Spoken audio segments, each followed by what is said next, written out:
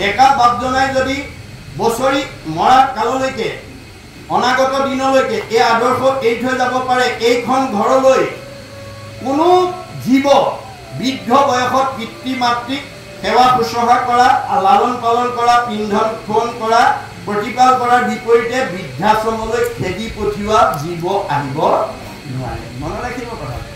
পোহৰৰ ওচৰলৈ যেনেকৈ আন্ধাৰ আহিব নোৱাৰাটো বিজ্ঞানসন্মত সত্য, ভক্তি ধৰ্ম যিখন ঘৰত, যিটো পৰিয়ালত, যিখন সমাজত, যিটো নামঘৰত থাকিব, সেই ঠাইলৈ তেনেকৈ বেয়া জীৱ আহিব নোৱাৰাটো তেনেকৈয়ে সত্য। যদি ইতিমধ্যে আহি গৈছে, ভাগৱত শুনাৰ লগে লগে পৰিৱৰ্তন হ'ব, আমূল পৰিৱৰ্তন হ'ব। গতিকে আপোনালোকে ভাগৱত শ্ৰৱণৰ দ্বাৰা ভূত ভৱিষ্যত সকলো যাতে জীৱক আমি সঠিক পথৰে আগুৱাই লৈ যাব পাৰোঁ। আমাৰ কিবা কাৰণত যদি এইখন গাঁৱলৈ বেয়া জীৱ আহিছে, সিও ভাল হৈ যাব। দৈৱবশে যদি সাধুৰ সংগ পায়, নিশ্চয় জানা তাহাৰৰ স্বভাৱত দূৰ হয়। সাধুৰ সংগই, আজিৰ দৰে সংগই আমাক আমূল পৰিৱৰ্তন আনে। মূল শুনিৰ মল কথা অহন্ত শুনন্ত, মুত মন দিয়া হবে তাপ এৰাৱন্ত, তাকেহে বুলিও সাধু জানিবা আই, তাৰাৰ সংগক তুমি পাৰ্থিবা সদায়। আমি সদায় আজিৰ দৰে সংগ পাবৰ কাৰণে ভগৱানক ৰাতিপুৱা সাৰ পায়ে দৰখাস্তটো দিব লাগে দেই। আমাৰ এতিয়া বহুত মানুহে শুবও নাজানে, উঠিবও নাজানে। শুব নজনা, উঠিব নজনা মানুহৰ সংখ্যাই আমাৰ এতিয়া সমাজত বেছি। আমি কেনেকৈ শুব লাগে, কেনেকৈ উঠিব লাগে, মহাপুৰুষে বেদত নিয়ম বান্ধি দিছে। আমাৰ এতিয়া ফেনখন গৰম দিনত ঘূৰি আছে বুলিয়ে, আঁঠুৱাখন তৰি থোৱা আছে বুলিয়ে, কোমল বিচনাখন পাৰি থোৱা আছে বুলিয়ে, পেট ভৰাই খালো বুলিয়ে জপংকে গৈ বিচনাখনত শুই দিব দেই। কাৰোবাৰ যদি সেইটো অভ্যাস আছে, আজি এৰিব। আমি কেনেকৈ শুব লাগে, মহাপুৰুষ মাধৱদেৱে ঘোষাত লিখিছে, দুঃস্বপ্ন নাশনৰ ইটো মাধৱ মাধৱ নাম, দুষ্ট গ্ৰহ ভয় বিনাশন, পৰম সম্পদৰ ৰূপ জানি মাধৱৰ নাম, সৰ্বদাই কৰি কীৰ্তন। আমি সদায় বিচনাত শুই মহাপুৰুষ মাধৱদেৱে বিশ্বৰ জীৱশ্ৰেষ্ঠ মানুহ কৰিবৰ কাৰণে এখন মানে অমূল্য গ্ৰন্থ লিখি থৈ গৈছে, যাক নাম ঘোষা বুলি কোৱা হয়, যাক এহেজাৰ এফাকি ঘোষা, যাক হাজাৰী ঘোষা বুলি কোৱা হৈছে। পৃথিৱীত ধৰ্মশাস্ত্ৰ আছে যত যত, সবা হাৰে সাৰ আছে ঘোষাৰৰ মধ্যত। আপুনি জীৱন্ত অৱস্থাত যদি এহেজাৰ এফাকি ঘোষাৰ তত্ত্ব উপলব্ধি কৰিব পাৰে, পৃথিৱীত এনেকুৱা এজন দ্বিতীয় ব্যক্তি নোলাব যিজনে আপোনাক যুক্তি তৰ্কত পৰাভূত কৰিব পাৰে। নাম ঘোষাৰ ইমান মহিমা আছে। গতিকে আপুনি এহেজাৰ এফাকি ঘোষাৰ এফাকি ঘোষা হ'লেও গাবলৈ অভ্যাস কৰিব। কেতিয়াবা আপোনাৰ পাৰিবাৰিক জীৱন, দাম্পত্য জীৱন, যুগ্ম জীৱন, সাংসাৰিক জীৱন, সামাজিক জীৱনৰ প্ৰতিক্ৰিয়াৰ ভাৱনাই ছাতি পুতি লাগি থাকে, টোপনি নাহে, বহুত দেৰিলৈকে টোপনি নাহে। তেতিয়া আপুনি যিমান ঘোষা মুখস্থ আছে, যিমান কীৰ্তন মুখস্থ আছে, যিমান বৰগীত মুখস্থ আছে, যিমান দিহানাম মুখস্থ আছে, আপুনি গাওক। কম সময়ৰ ভিতৰত চাউণ্ড স্লিপ আহি যাব। মনত ৰাখিব কথা, মনত ৰাখিব। যদি কেতিয়াবা তেনেকুৱা দুৰ্দিন নামি আহে, আপুনি ঈশ্বৰৰ নাম গাবলৈ যত্ন কৰক। সাৰ পালো বুলিয়ে কিছুমান মানুহে চকু মোহাৰি কামৰ ধান্দাত নামিয়ে লৈ আহি যায়। সেইটো স্বভাৱ আছে যদি এৰিব। আমি কেনেকৈ নামি আহিব লাগে সাৰ পালে, আমাক ভাগৱতত উল্লেখ কৰিছে যে যিজন ভগৱন্তই তিনিটা গুণনাম লৈ আমাৰ দেহত অৱস্থান কৰি আছে, ব্ৰহ্ম, পৰমাত্মা, ভগৱন্ত, একে তত্ত্ব, একৰেখে তিনি নাম, লক্ষণ ভেদত। তিনিটা গুণনাম লৈ আমাৰ প্ৰত্যেকৰ দেহতে ভগৱান অৱস্থান কৰি আছে। ব্ৰহ্মৰূপে চৈতন্য কৰি ৰাখে। আপুনি দুৰ্ঘূৰ টোপনি গলেও আপুনি জীয়াই থাকে। এজন টোপনি যোৱা মানুহে ক'ব পাৰে নেকি মই জীয়াই আছো নে মৰিলো? নোৱাৰে। আপোনাৰ পুৰা টোপনি অহাৰ পিছত আপুনি মৰিলে নে জীয়াই আছে আপুনি ক'ব নোৱাৰে। তৎসত্বেও আপোনাক জীয়াই ৰাখে কোনে? পৰম ব্ৰহ্ম শক্তিয়ে। মনত ৰাখিব।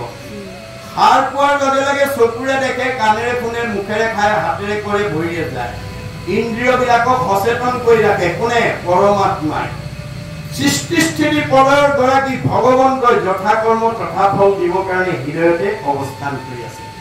গতিকে সাৰ পোৱাৰ লগে লগে সেইজন থকা ঠাইলৈ হাত দুখন লৈ যাব। তেওঁ ক'ত থাকে? সমস্ত ভূতৰে মই আছো হৃদয়ত। হৃদয়লৈ হাত দুখন লৈ আপুনি কব প্ৰভু তোমাৰ কৃপাতহে সাৰ পাই উঠিলো। ভগৱানৰ কৃপা নহলে গণেশতোলা গাঁৱৰ আজি আমুকা বোলে বিচনাতে গ'ল, সাৰেই নাপালে। দামুকি বোলে বিচনাতে গ'ল, আজি সাৰেই নাপালে। আপুনি যে সাৰ পাইছে, যিজনে আপোনাক সাৰ পোৱালে সেইজনক প্ৰথমতে চিন্তা কৰিব, প্ৰভু তোমাৰ কৃপাতহে সাৰ পাই উঠিলো। আজিৰ দিনটো ৰাতিপুৱা শুই উঠাৰ পৰা গধূলা পোৱালৈকে মোৰ এইকেইটা কামৰ আঁচনি আছে। কেওটা কামৰ কৰ্ম আঁচনি যাতে মই সফল ৰূপায়ণ হ'ব পাৰো। আমাৰ প্ৰত্যেকৰে ৰাতিপুৱা শুই উঠাৰ পৰা গধূলা পোৱালৈকে কি কাম কৰিব আগদিনাই ভাবি থৈ দিয়ে। সেইকাৰণে চকু মোহাৰি জাপ মাৰি নামি আহে বহুতে, হে নাই? কিন্তু আপোনাৰ কামৰ আশা কোনে পূৰণ কৰিব সেইটো কথা নাজানে। আমাৰ ভাগৱতে কৈছে যত ধৰ্ম কৰ্ম কৰা কৃষ্ণ কৰ্পণ তেৱে অপ্ৰয়াসে সিজিবেক প্ৰয়োজন। ভগৱানে কৈছে তোমাৰ মনৰ কামনা মইহে পূৰণ কৰিম, মই পূৰ্ণ কাম তুমি অকাম, মই স্বতন্ত্ৰ তোমালোক পৰতন্ত্ৰ। তোমালোকে বহুত দিনৰ পৰা ক'বালৈ যাম বুলি ভাবি থাকিলেও নিৰ্দিষ্ট দিনা যাব নোৱাৰিব পাৰা যদি মই যাব নিদিওঁ। খাম বুলি বাঢ়ি লোৱা ভাত কাঢ়িও খাবলৈ নাপাব পাৰা যদি মই খাব নিদিওঁ। শুম বুলি পাৰি লোৱা বিচনাখনতো শুবলৈ নাপাব পাৰা যদি মই শুব নিদিওঁ। মই স্বতন্ত্ৰ তোমালোক পৰতন্ত্ৰ, মই পূৰ্ণ কাম তোমালোক অকাম। গতিকে তোমালোকৰ মনৰ কামনা পূৰণ কৰিবলৈ হলে মোক অৰ্পণ কৰি কৰ্ম কৰিবলৈ শিকিবা। মই গুৰু ৰূপে ভাগৱতত নিয়ম বান্ধি থৈ আছো। মনত ৰাখিব কথা, আপোনাৰ দৈনন্দিন জীৱনৰ কৰ্মৰ সফল ৰূপায়ণ তেওঁ কৃপা নহলে আপুনি কৰিব নোৱাৰিব। তেওঁ অৰ্পণ কৰি দিয়ক।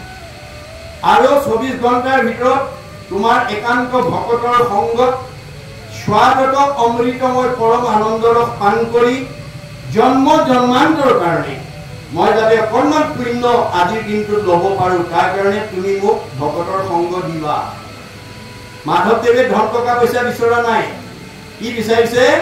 কৃপাৰ সাগৰ দেৱকী নন্দন পুৰীৰ মনৰ কাম, ভকতৰ সংগ সদা নুগুচুক মুখে পোৱা গুণনা। আপুনি প্ৰতিদিনাই যাতে এক ক্ষণ ভগৱতৰ নাম ক'ব পৰা, গাব পৰা, শুনিব পৰা এটা সুবিধা ভগৱন্তৰ পৰা বিচাৰিব। আৰু সকলো দায়িত্ব তোমাৰ ওপৰত অৰ্পণ কৰি উঠিলো। কৃষ্ণ বুলি সোঁ ভৰিটো নামি আহিব। সোঁ ভৰিটো ভক্তিৰ প্ৰতীক। কৃষ্ণ বুলি নামি অহাৰ লগে লগে যিটোজনে যাই নাম ওচৰি তাৰ পাছে পাছে ভ্ৰমণ কৰে। আপুনি কৃষ্ণ বুলি কৈ যোৱাৰ লগে লগে কৃষ্ণ আপোনাৰ পিছত যাবলৈ বাধ্য। কৃষ্ণ কৈছে মোতকৈ মোৰ নামটো শ্ৰেষ্ঠ। শংকৰদেৱে কৈছে আপোনাৰ মোতকৈ আপোনাৰ মোৰ নামটো শ্ৰেষ্ঠ। আমি এতিয়া ভাগৱত শুনি আছো, বাহিৰৰ পৰা যদি ইয়াত শুনি থকা এগৰাকী আই বা বাপক কোনোবাই যদি অতি জৰুৰী কামত লগ পাবৰ কাৰণে বিচাৰে, যাৰ নামটো কয় তেওঁ উঠি যাব। আপোনাৰ নামটো ক'লে যদি আপুনি উঠি যায়, আপুনি ডাঙৰ নে আপোনাৰ নামটো ডাঙৰ? আমি বুজিব লাগিব মোতকৈ মোৰ নামটোহে ডাঙৰ। মোৰ নামটো ল'লে যদি মই উঠি যাওঁ, এইটো যদি সঁচা কথা হয়, ভগৱন্তৰ নাম লোৱা ঘৰখনলৈ ভগৱন্ত আহিব নাহে? আহিব। সেই সঁচা কথাটো উপলব্ধি কৰিব। সেই সঁচা কথাটো উপলব্ধি কৰিব লাগিব। উপলব্ধি নহ'লে সংস্কাৰ নহয়। আমাৰ মাধৱদেৱে কৈছে পাপ কৰি অনুতাপ উপজিলে যাৰ, অনুতাপে প্ৰায়শ্চিত্ত জানি বাহাতা। আপুনি কিবা এটা ভুল কাম কৰি এইটো মোৰ ভুল হৈছে আগলৈ নকৰো বুলি যেতিয়ালৈকে উপলব্ধি নকৰিব তেতিয়ালৈকে আপুনি বেয়া কামৰ পৰা মুক্ত হ'ব নোৱাৰিব। গতিকে আমাক প্ৰত্যেককে জ্ঞান এটা দিছে, কিন্তু কিয় দিছে? তাক প্ৰণালীবদ্ধ প্ৰয়োগৰ দ্বাৰা বিজ্ঞানলৈ প্ৰেৰণ কৰিবৰ কাৰণে দিছে। বিজ্ঞানটো আকৌ উপলব্ধিৰ দ্বাৰা দৰ্শনলৈ প্ৰেৰণ কৰিবৰ কাৰণে দিছে। আৰু দৰ্শনটো উপলব্ধি কৰি ধৰ্মত নি প্ৰতিষ্ঠা কৰিবৰ কাৰণে ভগৱন্তে আমাক জ্ঞানটো দি পঠিয়াইছে। মনত ৰাখিব, ভগৱানে দি পঠিওৱা জ্ঞানটো প্ৰণালীবদ্ধ প্ৰয়োগৰ দ্বাৰা বিজ্ঞানলৈ প্ৰেৰণ কৰিব লাগিব। বিজ্ঞানটোক উপলব্ধিৰ দ্বাৰা দৰ্শনলৈ প্ৰেৰণ কৰিব লাগিব। দৰ্শনটোক উপলব্ধিৰ দ্বাৰা ধৰ্মত নি প্ৰতিষ্ঠা কৰিব লাগিব। পকা ঘৰ টাইলছ দি বনালেই নহ'ব।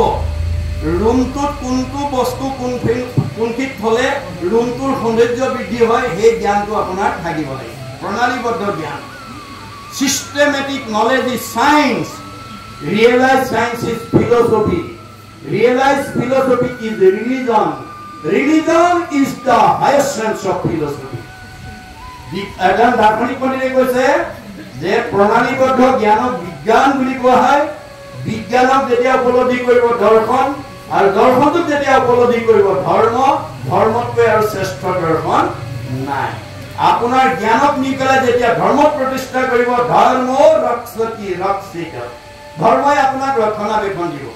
ধৰ্ম এবু হতু হন্তি, ধৰ্মই কৈছে মোক যদি কোনোবাই ধাৰণ নকৰে মই তাক কেতিয়াও ৰক্ষা কৰিব নোৱাৰো। গতিকে শংকৰদেৱে আমাৰ জ্ঞানৰ প্ৰণালীবদ্ধ প্ৰয়োগৰ দ্বাৰা, উপলব্ধিৰ দ্বাৰা ধৰ্মত নি প্ৰতিষ্ঠা কৰাৰ কাৰণে ভাগৱতৰ দ্বাৰা আহ্বান জনাইছে।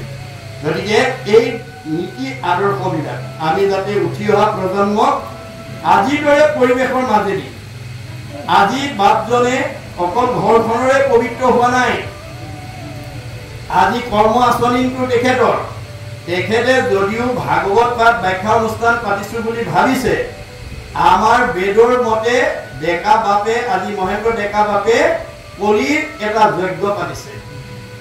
এইটো কলিৰ যজ্ঞ বুলি কৈছে দেই। মূত চিত্ত দিয়া যিটো কৰৈ কৰ্ম ধৰ্ম, তাৰ নামত যজ্ঞ সখী কলো ইটো মৰ্ম। এইটো কলিৰ যজ্ঞ। এই যজ্ঞলৈ আমন্ত্ৰিত অতিথিসকলক সেৱা শুশ্ৰূষা ধৰিবৰ কাৰণে তেখেতৰ পৰিয়ালৰ, সমাজৰ, ওচৰ চুবুৰীয়াৰ যিসকল বাপাই আহি অলপ সহায় কৰি দিছে, কোনো ভকতে যাতে অসন্তুষ্ট হৈ যাব লগা নহয়। তাৰ কাৰণে যিসকলে আহি অকণমান এই শৰীৰটো লগাব, তেওঁ কি হ'ব? পৰোপকাৰায় পুণ্য। আমাৰ এই শৰীৰটো কি কাৰণে দিছে? পৰৰ উপকাৰী কৰ্মত ব্যৱহাৰ কৰিবৰ কাৰণে। পৰোপকাৰায় ইদম শৰীৰম, তোমাক মই এই শৰীৰটো দিছো পৰ উপকাৰ কৰ্মত ব্যৱহাৰ কৰিবৰ কাৰণে। আজিৰ দৰে অনুষ্ঠানলৈ মাতিলে আপুনি নিৰ্দিষ্ট সময়তকৈ অকণমান আগতীয়াকৈ আহি অকণমান সহায় কৰি দিব পাৰোঁ নেকি, তাৰ কাৰণে অকণমান মনত ভাৱ লৈ আহিব। আহি যদি কোনোবাই ভকতজনক মাতি আনি বহুৱাইছে, কোনোবাই চাহ একাপ দিছে, কোনোবাই তামোলৰ বটাটো আগুৱাই দিছে, কোনোবাই খাৰলি পাচলি কুটি দিছে, চবতে পুণ্য আছে। মনত ৰাখিব কথাটো। কৃষ্ণ কীৰ্তন নকৰিয়া ভৈৰহু বৰ্ব, ইটো হস্ত বাহু নিচা নিতক খবৰ। এই হাতকেইখনে অকণমান ঈশ্বৰৰ কাম কৰিব পৰা শক্তি থকা স্বত্বেও মই যদি অকণমান প্ৰয়োগ নকৰোঁ, তেতিয়াহ'লে মৰা শ দুটাহে ভাল হোৱা হ'ব। মনত ৰাখিব কথা। এই তথ্যবিলাক আমাক ভাগৱতৰ মাজেদি মহাপুৰুষে দিছে, আৰু এই কথাবোৰ যাতে আমি পাঠৰ আধাৰেদি আমি উঠি অহা প্ৰজন্মৰ লগতে নিজেও উপলব্ধিৰ দ্বাৰা আমি যাতে সংস্কাৰমুখী হৈ জীয়াই থাকোঁতে শান্তি, মৰিলে সদ্গতি। জীয়াই থাকোঁতে শান্তি পোৱা জীৱইহে মৰিলে সদ্গতি পাব। জীয়াই থাকোঁতে যাৰ অশান্তি, সি মৰিলে অধোগতি যাব। এতিয়া শান্তি কিহে দিব? আনযত সবে মিছা, ভক্তিৰ অভাৱে। সব থাকিলেও আপুনি অশান্তিত ভুগিব লাগিব যদি ভক্তিৰ আশ্ৰয় নকৰে। এই তথ্য আমাক দিছে। কৃষ্ণৰ চৰিত্ৰত মোৰ মহালাভ আছে, কৃষ্ণৰ কীৰ্তনে জাতি অজাতি নাবাছে। এইটো কোনে কৈছে? সুতে কৈছে। সুতক যেতিয়া কৃষ্ণ কথা ক'বৰ কাৰণে সৌনকে আহ্বান জনাইছিলে, তেতিয়া সুতে এই মন্তব্যটো দিছে। আমাৰ মানুহৰ দুটা ভাগত বিভক্ত কৰিছে, এটা জাতি আৰু এটা অজাতি। শংকৰদেৱেও আহি জাতি সৃষ্টি কৰি থৈ গৈছিল। প্ৰাক শংকৰী যুগত অসমক অন্ধকাৰ যুগ বুলি কোৱা হয়। শংকৰদেৱৰ আবিৰ্ভাৱৰ আগমুহূৰ্তত অসমৰ মানুহে ধৰ্মৰ নামত মানুহ বলি দিবলৈ কুণ্ঠাবোধ কৰা নাছিল। তেনে এটা সন্ধিক্ষণতে শংকৰদেৱ আবিৰ্ভাৱ হৈ অসমৰ চাৰিওফালে ঘূৰি চাই দেখিলে অসমত বিভিন্ন জাতি জনগোষ্ঠীৰ অৱস্থান। এই সকলোবিলাক ঈশ্বৰৰ অমৃতৰ সন্তান। এই আধ্যাত্মিক তথ্যটো যদি মই অসমবাসীক দি যাব নোৱাৰো, অনাগত দিনত অসমৰ মানুহবিলাক একতাৰ দোলেৰে বান্ধ খাব নোৱাৰিব। এওঁলোকৰ মাজত সমন্বয়ৰ সেতু বান্ধিব নোৱাৰিব। সেইকাৰণে তেওঁ এই আমাৰ সমাজ ব্যৱস্থাটোকে তেওঁ প্ৰথম দাঙি ধৰিছিল। কেনেকৈ? দ্বিতীয় স্কন্ধত উল্লেখ আছে কিৰাতক চাৰি খাচি গাৰু মিৰি যবন কংক গুৱাল ভূপাতে তোৰক অসম লোক গুবাচ মেল চান্দাল আনো হব পাপী কৃষ্ণকে কৰ সংগত পবিত্ৰ হয় হৰিত একান্তে ভকতি কৰিয়া বৈকুণ্ঠে সুখে চলয় সকলো জাতি জনগোষ্ঠী ঈশ্বৰৰ সন্তান আজিৰ অনুষ্ঠানটোত সকলোৱে আহি অংশগ্ৰহণ কৰি কৃষ্ণ কথা শুনি বৈকুণ্ঠৰ পথ প্ৰশস্ত কৰিব পাৰে আপোনালোকৰ গাঁৱৰ নামঘৰটোত পতা ধৰ্মালোচনী সভা গুৰু জয়ন্তী উৎসৱত আহি সকলোৱে ঈশ্বৰৰ কথা কৰিব পাৰে তাত কোনো বাধা নাই সেইকাৰণে আমি আত্মা দৃষ্টিত যে একেখন পৰিয়ালৰ পৰা আহিছো একেজনৰ পৰা আহিছো একে ঠাইলৈ যাম এই কথাটো বুজাই দিবৰ কাৰণে তেওঁ সমাজ সংস্কাৰ পথটো তুলি লৈ প্ৰথমতে কি কৰিছিল সকলো জাতি জনগোষ্ঠীৰ পৰা ভকতক সংস্কাৰ কৰি লৈ আহিছিল কেনেকৈ সংস্কাৰ কৰি আনিছিল ভগৱন্তৰ হাজাৰটা নামৰ পৰা এটা এটা নাম দি লৈ আহিছিল আনি সমাজক চিনাকি কৰি দিছিল কি বুলি হেৰা সমাজৰ লোকসকল মই এয়া গাৰুৰ ভকত আনিছো দেই তোমালোকে এওঁক আজিৰ পৰা গাৰু বুলি নিন্দা নকৰিবা এওঁ ঈশ্বৰৰ অমৃতৰ সন্তান এওঁক আজিৰ পৰা তোমালোকে গোবিন্দ আঁতৰি বুলিবা এয়া মই নগাৰ ভকত আনিছো এওঁক আজিৰ পৰা তোমালোকে নৰোত্তম আঁতৰি বুলিবা এয়া মই যবনৰ ভকত আনিছো এওঁক আজিৰ পৰা তোমালোকে জয় হৰি আঁতৰি বুলিবা এয়া মই কাৰ্বিৰ ভকত আনিছো এওঁক আজিৰ পৰা তোমালোকে ভুলাই আঁতৰি বুলিবা এয়া মই জয়ন্তীয়াৰ ভকত আনিছো এওঁক আজিৰ পৰা তোমালোকে মাধৱ আঁতৰি বুলিবা এয়া মই হীৰাৰ ভকত আনিছো এওঁক আজিৰ পৰা তোমালোকে মথুৰা দাস আঁতৰি বুলিবা এয়া মই আহোমৰ ভকত আনিছো এওঁক আজিৰ পৰা তোমালোকে নৰহৰি আঁতৰি বুলিবা এয়া মই কছাৰীৰ ভকত আনিছো এওঁক আজিৰ পৰা তোমালোকে বলাই ৰমাই বুলিবা এয়া মই মিচিঙৰ ভকত আনিছো এওঁক আজিৰ পৰা তোমালোকে পৰমানন্দ আঁতৰি বুলিবা এয়া মই দেউৰীৰ ভকত আনিছো এওঁক আজিৰ পৰা বৈকুণ্ঠ আঁতৰি বুলিবা এয়া মই কৈবৰ্তৰ ভকত আনিছো এওঁক আজিৰ পৰা পূৰ্ণানন্দ আঁতৰি বুলিবা এয়া মই বনিয়াৰ ভকত আনিছো এওঁক আজিৰ পৰা তোমালোকে হৰিদাস আঁতৰি বুলিবা এয়া মই কোচৰ ভকত আনিছো এওঁক আজিৰ পৰা তোমালোকে মুৰাৰী আঁতৰি বুলিবা এয়া মই কলিতাৰ ভকত আনিছো এওঁক আজিৰ পৰা তোমালোকে গোপাল আঁতৰি বুলিবা এয়া মই ভুটিয়াৰ ভকত আনিছো এওঁক আজিৰ পৰা তোমালোকে দামোদৰ আঁতৰি বুলিবা এয়া মই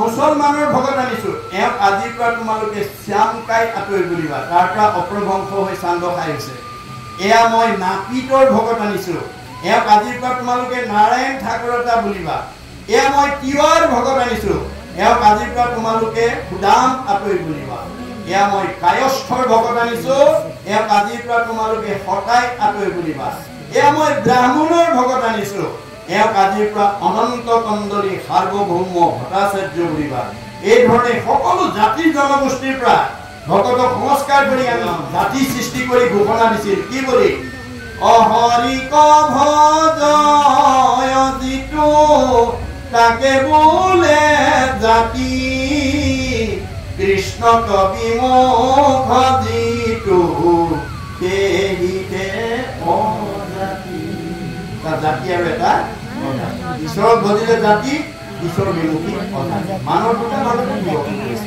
গতিকে এই তথ্য মহাপুৰুষে আমাক দি থৈ গৈছে সেইকাৰণে কৈছে যে কৃষ্ণৰ চৰিত্ৰত মোৰ মহালাভ আছে কৃষ্ণৰ কীৰ্তনে জাতি অজাতি নাম আছে বৈকুণ্ঠ